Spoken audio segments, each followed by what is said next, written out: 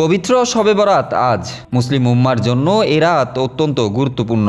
দেশের বিভিন্ন স্থানে ধর্মীয় ভাব গাম্ভীর্যের মাধ্যমে পালিত হচ্ছে পবিত্র শবে বরাত। এই রাতে ইমানদার মুসলমানরা ক্ষমা, রহমত, মাগফিরাত এবং আল্লাহর অনুগ্রহ লাভের আশায় ইবাদত বন্দেগী করেন।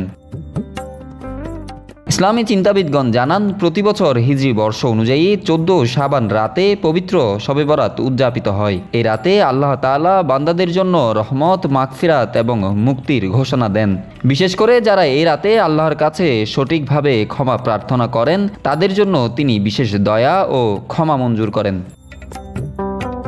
দেশের বিভিন্ন অঞ্চলে শবে বরাত উপলক্ষে রাতে মিলাদ, দোয়া মাহফিলের আয়োজন করা হয়। এছাড়া শবে বরাতের রাতে মুসল্লিরা বিশেষ দোয়া ও নফল নামাজ আদায় করে নিজেদের জীবনে সুখ, শান্তি, পাপ মুক্তি এবং আল্লাহর নিকট সন্তুষ্টি অর্জনের প্রার্থনা করেন।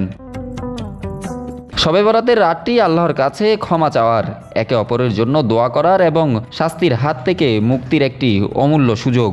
এ রাত সকলের জন্য কল্যাণময় হোক, এমনটাই প্রার্থনা। Desk report, news now 24।